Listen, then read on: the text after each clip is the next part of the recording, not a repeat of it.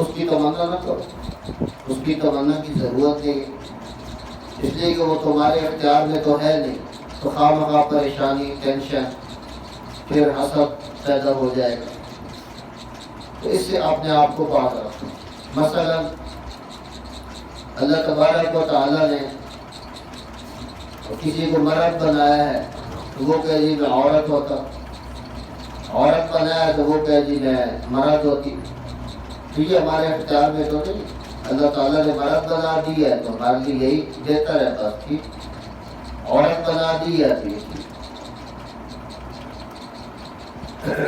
اللہ تعالیٰ نے عورتوں کے ذمہ جو کام لگائے ہیں وہ اپنی جگہ وہ کریں، اور مردوں کے ذمہ جو اللہ تعالیٰ نے کام لگائے ہیں وہ کریں۔ تو اپنے اپنے کام اور اپنے اپنے دائرۂ کار کے اندر رہیں۔ اسی طرح اللہ تعالیٰ نے کسی کو اللہ نسب دیا ہے، کوئی سید خاندان ہے، اب بندہ تمنا کرے جی میں بھی سید ہوتا، بھائی آپ کی تمنا سے کیا ہو؟ تمنا کرنے سے سید تو نہیں بن سکتے آپ، اس تمنا کا فائدہ۔ کسی کو اللہ تبارک و تعالیٰ نے قد بڑا اچھا دیا ہے، اب یہ قداور ہونا یہ ہمارے اختیار میں تو نہیں، غیر اختیاری چیز ہے، اللہ نے دے دیا ہے، بس ٹھیک ہے، اللہ نے تمہیں نہیں دیا، تم اس پہ راضی رہو، خوش رہو، اس کے حق میں وہ بہتر ہوگا، آپ کے حق میں یہ بہتر ہے۔ ایک آدمی بڑا مالدار ہے، آپ نے بڑی کوشش کی، آپ مالدار نہیں بن سکے، تو اب آپ کو جلتے رہیں، اٹھتے رہیں کہ میں مالدار نہیں بن رہا، مجھے کیسے بن جانا چاہیے، تو سوائے پریشانی کے، ٹینشن کے اور حسد کے اور دشمنی کے اور تو کچھ نہیں۔ تو اللہ نے جس حال میں رکھا ہے اس میں خوش رہو، جس حال میں رکھا ہے اس کی حال میں خوش رہو۔ یہ وہ امور ہے جو تمہارے اختیار میں نہیں، تو اپنے اپنے دائرۂ کار کے اندر رہو۔ یہ وہ امور ہیں جو ہمارے اختیار میں نہیں ہوتے، تو اس لیے اس کی تمنا کرنے کی ضرورت نہیں۔ ام سلمہ ام المؤمنین ہے رضی اللہ تعالیٰ عنہ، انہوں نے نبی اکرم صلی اللہ علیہ وسلم سے فرمایا کہ یا رسول اللہ، یہ مرد ہیں بڑے بڑے کام کرتے ہیں، جہاد پہ بھی جاتے ہیں، حج بھی کر لیتے ہیں، جہاد بھی کر لیتے ہیں، ہم تو جہاد کے لیے نہیں نکلتے، بہت ہی کم کوئی موقع ہو اور آپ کا حکم ہو تو ہم نکلتی ہیں، ورنہ تو نہیں نکلتے۔ تو مرد تو ہم سے آگے نکل گئے، تو ان کو تو فضیلت مل گئی۔ اس پر اللہ تبارک و تعالیٰ نے یہ فرمایا کہ اس طرح کی تمنا کرنے کی ضرورت نہیں ہے، آپ کے ذمہ اللہ نے جو کام لگایا آپ اس میں رہو، اللہ آپ کو بدلہ دے گا۔ عورتوں کے لیے حکم یہ ہے، سورۃ الاحزاب ہے، وقرن فی بیوتکن، گھروں میں رہیں، گھروں میں رہیں، بغیر ضرورت کے بغیر نہ نکلیں۔ ولا تبرجن تبرج الجاہلیۃ الاولیٰ، اور لوگوں کو زیب و زینت نہ دکھاتی پھر جاہلیت کے زمانے کی طرح۔ تو عورتیں اس پر پکی رہیں، اللہ ان کو گھر بیٹھے بیٹھے فضیلت دے۔ مرد جہاد کریں گے، شہید ہوں گے، ان کو فضیلت وہاں پہ نکلے ملے گی، جدوجہد، اور یہ گھر میں رہے کہ اللہ رسول کا حکم ہے گھر بیٹھے بیٹھے جہاد کی فضیلت۔ تو یہ اللہ تبارک و تعالیٰ فرماتے ہیں کہ جس کو جو فضیلت مل گئی ہے اس پر راضی رہے، خوش رہے۔ یہ وہ چیزیں جو ہمارے اختیار میں نہیں ہوتی۔ ہاں، ساتھ ہی اللہ تبارک و تعالیٰ نے یہ بتایا کہ جو اختیاری امور ہیں، جو اختیاری ہیں، جو تمہارے اختیار میں ہیں، تو تم اپنی مرضی سے کر سکتے ہو، اپنی ہمت سے کر سکتے ہو، کوشش سے کر سکتے ہو، وہ کرو، اس کی تمنا کرو، وہ اللہ تعالیٰ سے مانگو۔ مثلا کوئی اچھا ڈاکٹر ہے، اب آپ تمنا کرتے ہیں میں بھی ڈاکٹر بن جاؤں، تو اچھی بات ہے، تمنا کرو، تمنا بھی کرو، کوشش بھی کرو، مسأل اللہ من فضلہ، اللہ سے سوال بھی کرو، دعا مانگو۔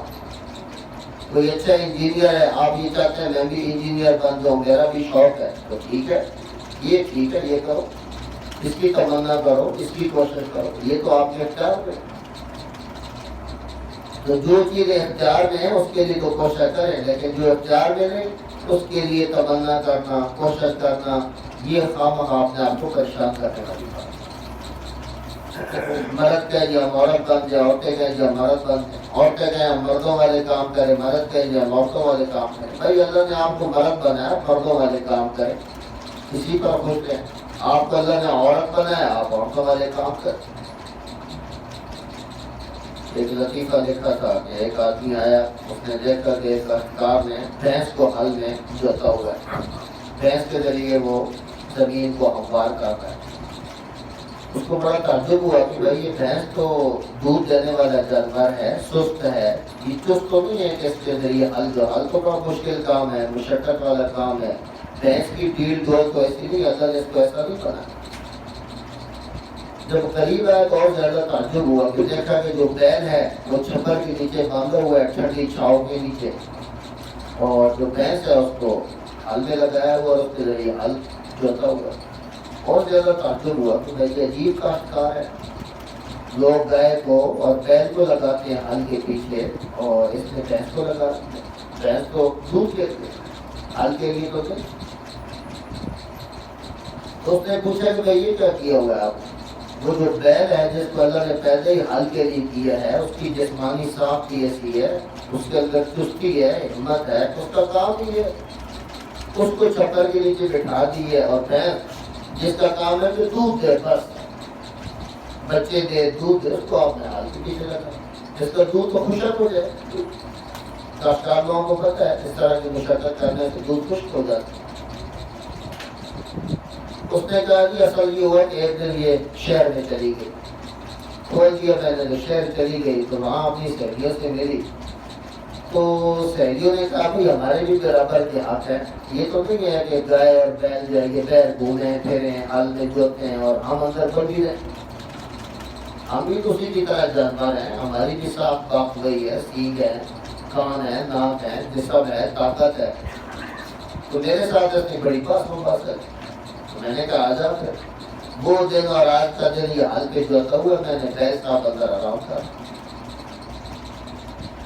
تو یہ ہے کہ جو کام اللہ تعالیٰ نے ذمہ لگایا بس وہ کام کرے۔ وَلَا تَتَمَنَّوْا، اور نہ تمنا کرو، نہ خواہش کرو، ما اس چیز کی، فضل اللہ بہ، فضیلت دی اللہ تعالیٰ نے بھی اس چیز کے ساتھ۔ وہ کوئی بھی چیز ہے، اچھا خاندان ہے، وہ کوئی مرد ہے، وہ کوئی عورت ہے، اس کا خاندان اچھا ہے، کوئی بھی ایسی فضیلت، بعضکم علی بعض، بعض کو بعض پر، تو یہ جو اللہ نے فضیلت دی اس کی تمنا نہ کرو، ضرورت نہیں، فائدہ نہیں۔ ہاں تمنا کرنے کی تھی، للرجال نصیب مما اکتسبوا، مردوں کے لیے حصہ ہے جو وہ کمائیں، جو اختیاری چیز ہے جس کو تم کر سکتے ہو، پا سکتے ہو، اس کو پاؤ۔ کسی کو دیکھا کہ بڑا نمازی ہے تو تم بھی کوشش کرو نمازی بن لو، کسی کو دیکھا کہ بڑا اچھا ڈاکٹر ہے تم بھی دینا کرو ڈاکٹر بن لو۔ تو یہ جو چیزیں ہیں جو اللہ نے تمہارے اختیار میں دی ہے اس میں تمہارا حصہ ہے، کوشش کرو اللہ دے دے گا۔ للرجال نصیب، مردوں کے لیے حصہ ہے، مما اکتسبوا، جو وہ کوشش کرے محنت کرے وہ ملے گا۔ وللنساء نصیب، اور عورتوں کے لیے حصہ ہوگا، مما اس سے، اکتسبنا جو وہ محنت کرے گی، کوشش۔ تو بعض چیزیں کوشش سے ملتی ہے، بعض چیزیں نہیں ملتی، جو نہیں ملتی ان کے پیچھے نہ پڑو، اس میں خواہ تمہارے اندر حسد پیدا ہوگا، دشمنی پیدا ہوگی، پریشانی پیدا ہو جائے گی۔ جب تم اس چیز کو نہیں پا سکتے چھوڑ دو، بھائی یہ سمجھو کہ اللہ نے مجھے اس حال میں رکھا ہے یہی ٹھیک ہے۔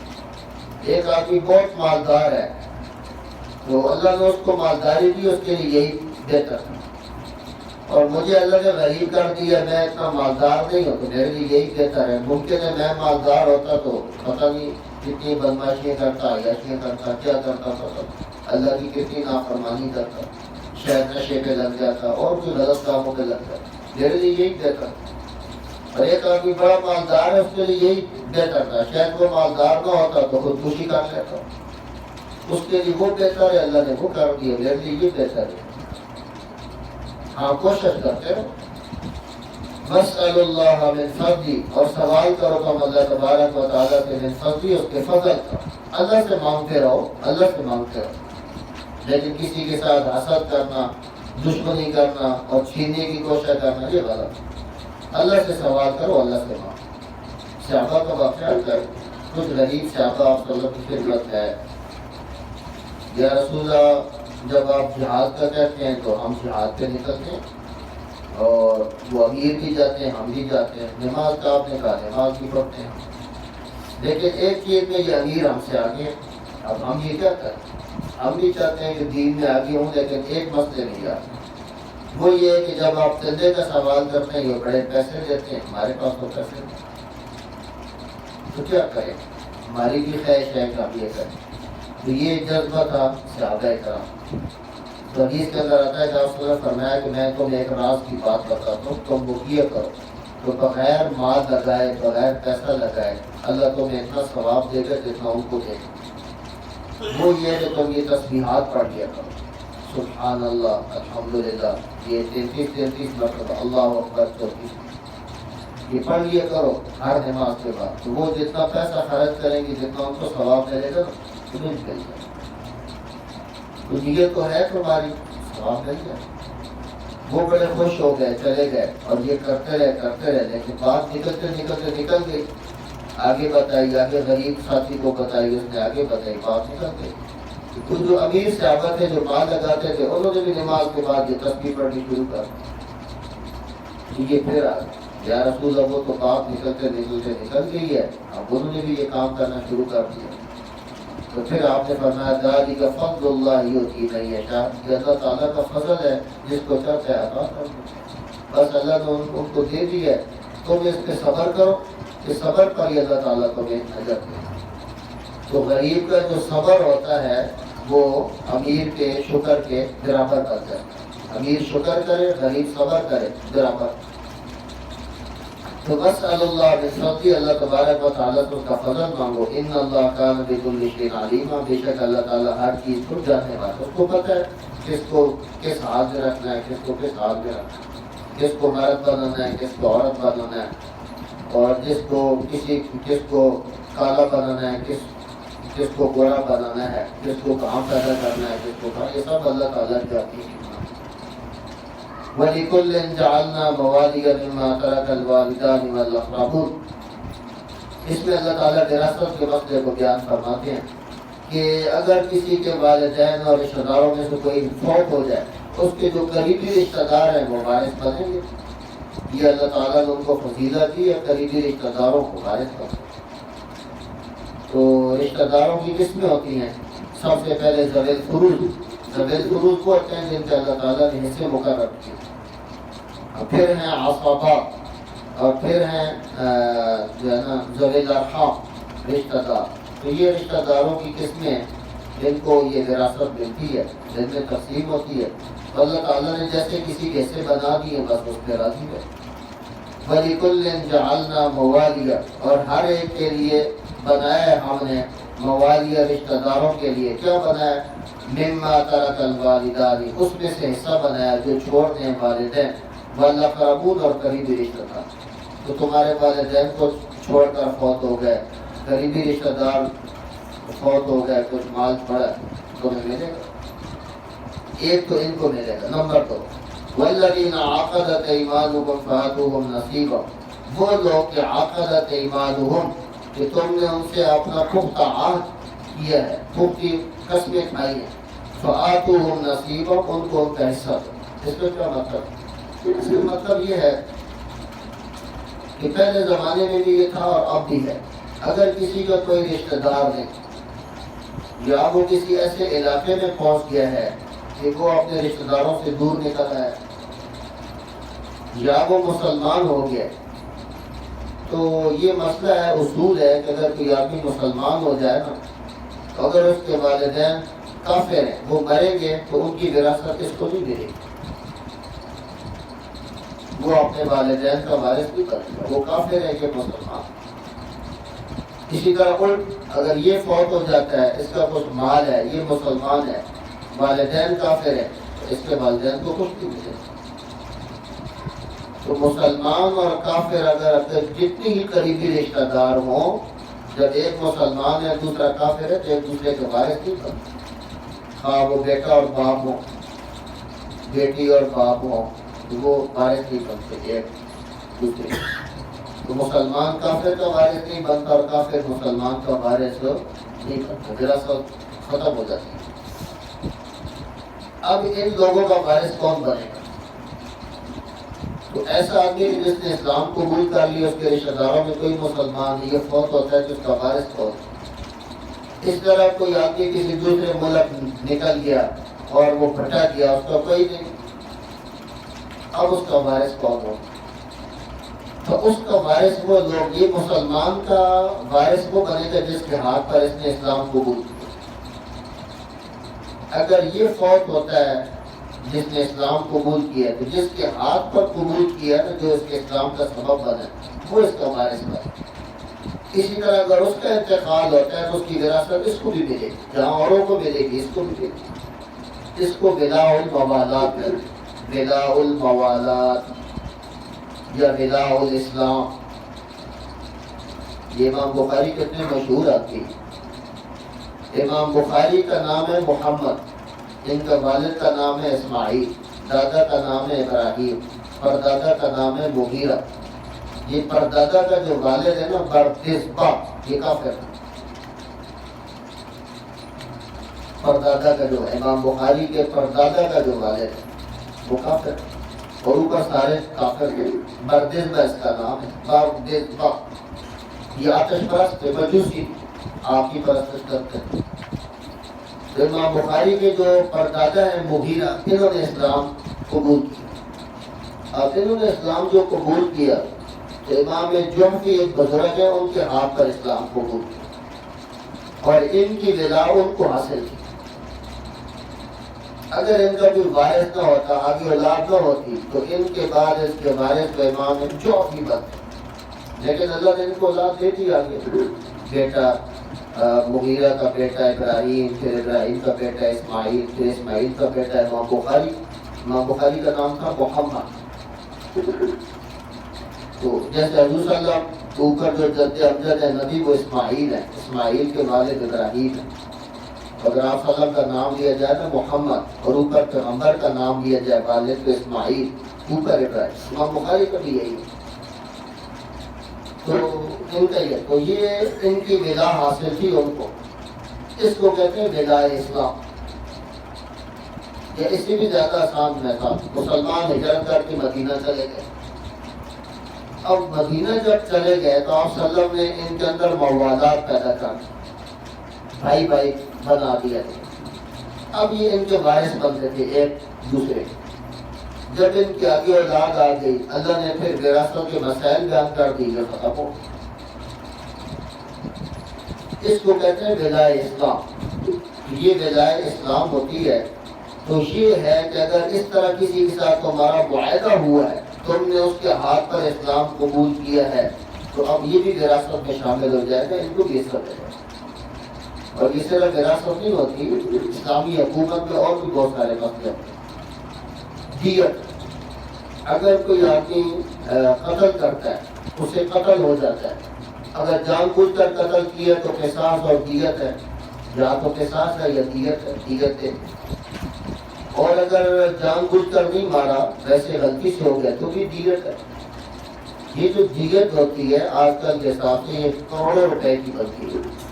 یہ جو دیت دی جاتی ہے نا قاتل سے، تو صرف قاتل سے نہیں دی جاتی، اس کے سارے رشتہ داروں سے دی جاتی ہے۔ تمام رشتہ داروں کو کہا جاتا ہے کہ پیسے اکٹھے کرو دو، تو یہ دیت جو آتی ہے پورے خاندان پر آتی ہے حکومت کی طرف۔ تو حکومت کی طرف سے یہ ہوتا تھا کہ اگر کوئی جس کا وارث نہیں ہے وہ کسی کو وارث بنائے، وہ اپنے آپ کسی کو وارث بنا لے، تاکہ اس پر کوئی دیت آئے، کوئی چٹھی آئے، تاوان آ جائے، جرمانہ آ جائے، تو وہ جرمانہ تاکہ پورا وہ جو خاندان ہے وہ ادا کرے۔ اور اگر یہ کماتا ہے اور یہ فوت ہوتا ہے کوئی نہیں، تو اس کی خاندان کو اس کی وراثت نہیں ملے۔ تو بہت سارے احکام کا تعلق اس کے ساتھ تھا۔ تو اگلے جملے کے اندر یہ ہے، اگر کسی کے ساتھ تمہارا عقد ہوا ہے، اسلام کا عقد ہوا ہے یا اور کوئی معاہدہ ہوا ہے، تو یہ بھی ایک دوسرے کے وارث بنتے ہیں۔ والذین عقدت ایمانکم، وہ لوگ کہ پختہ عقد کیا ہے، پختہ عہد کیا ہے تمہاری قسموں نے، فآتوہم نصیبہم، ان کو ان کا حصہ دو۔ یہ ان کو بھی حصہ ملے گا، تو رشتہ داروں کو بھی ملے گا اور ان کو بھی ملے گا۔ ان اللہ کان علی کل شیء شہیدا، بے شک اللہ تبارک و تعالی ہر چیز پر گواہ ہیں اور شاہد۔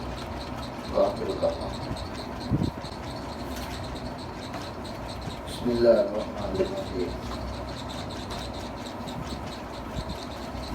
عن ابن مسعود رضی اللہ تعالی عنہ قال قال رسول اللہ صلی اللہ علیہ وسلم تابعوا بین الحج والعمرة فإنهما ينفيان الفقر والذنوب كما ينفي الكير خبث الحديد والذهب والفضة وليس للحجة المبرورة ثواب إلا الجنة. ترمذی اور نسائی.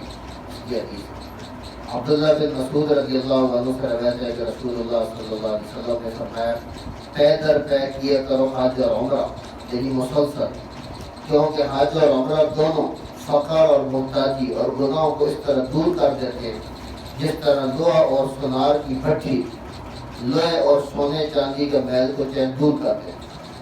اور حج مبرور کا صلہ اور ثواب کو بخت جنتی ہے. تشریح: جو شخص اخلاص کے ساتھ حج یا عمرہ کرتا ہے وہ گویا کہ اللہ تعالیٰ کے دریائے رحمت میں غوطہ لگاتا ہے اور غسل کرتا ہے، جس کے نتیجے میں وہ گناہوں کے گندے اثرات سے پاک صاف ہو جاتا ہے. اور اس کے علاوہ دنیا میں بھی اس پر اللہ تعالیٰ کا یہ فضل ہوتا ہے کہ فقر و محتاجی اور پریشان حالی سے اس کو نجات مل جاتی ہے اور خوشحالی اور اطمینان قلب کی دولت نصیب ہو جاتی ہے. مزید برآں حج مبرور کے صلے میں جنت کا عطا ہونا اللہ تعالیٰ کا قدر ہے. حج مبرور کا مطلب جو قبول ہو. آگے حدیث ہے عن ابی ہریرہ عن النبی صلی اللہ علیہ وسلم انه قال الحاج والعمار وفد اللہ ان دعوه اجابهم وان استغفروا غفر لهم. ابن ماجہ. ابو ہریرہ رضی اللہ عنہ سے روایت ہے کہ رسول اللہ صلی اللہ علیہ وسلم نے فرمایا حج اور عمرہ کرنے والے اللہ تعالیٰ کے مہمان ہیں، اگر وہ اللہ سے دعا کرے تو وہ ان کی دعا قبول فرمائے اور اگر اس سے مغفرت مانگے تو ان کی مغفرت فرمائے. عن ابن عمر رضی اللہ تعالی عنہ قال قال رسول اللہ صلی اللہ علیہ وسلم اذا لقيت الحاج فسلم عليه وصافحه ومره ان يستغفر لك قبل ان يدخل بيته فانه مغفور له. رواه احمد. عبداللہ بن عمر سے روایت ہے کہ رسول اللہ صلی اللہ علیہ وسلم نے فرمایا جب کسی حج کرنے والے سے تمہاری ملاقات ہو تو اس کے اپنے گھر میں پہنچنے سے پہلے اس کو سلام کرو اور مصافحہ کرو اور اس سے مغفرت کی دعا کے لیے کہو، کیونکہ وہ اس حال میں ہے کہ اس کے گناہوں کی مغفرت کا فیصلہ ہو چکا ہے، اس لیے اس کی دعا کی قبول ہونے کی خاص توقع ہے. یہ حاجی کا اعزاز ہے جی، آگے جا کر اس سے دعا کروانی چاہیے. حاجی ہو، حج کرنے والا یا عمرہ کرنے والا، اللہ تعالیٰ آپ سب کو زیادہ کرم ہے.